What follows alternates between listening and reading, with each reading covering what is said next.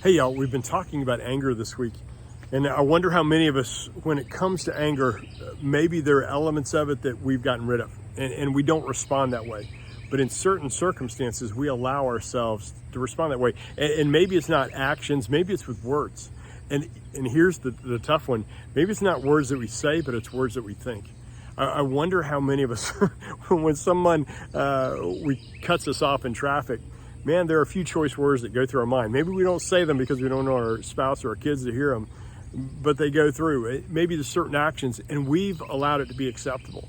The only challenge with that is those words that we're thinking eventually are going to come out in life. What we've done, in essence, like this corral back here, we've corralled certain words and certain thoughts in our life, and we've thought, okay, these are acceptable. I'm going to allow these in because it's, in this situation, it's okay for me to be angry. It's okay for me to feel this way.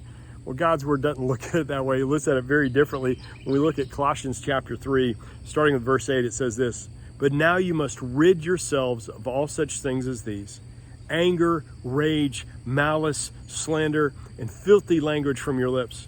Do not lie to each other, since you've taken off your old self and its practices." In verse 10, "and have put on the new self, which is being renewed in the knowledge of the image of its creator." We're talking about Christ here. It's incredible that God's word just lays out, we can't have acceptable practices or thoughts or words corralled in our life and go, okay, it's okay for these to be in my mind because some situations allow for it, especially when I'm not actually saying them or I'm doing something angry.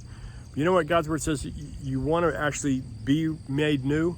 Well, it's allowing God to create everything new in your life and mine. It's basically cleaning out the corral and going, okay, there's nothing in there unless it glorifies God. We need to be careful of what comes out on our lips because it's actually a reflection of what's in our heart, our mind, our soul. Hope you have an amazing day as always, guys. Let's live reckless and joyous for the one who loves you most, Jesus. Bye, y'all.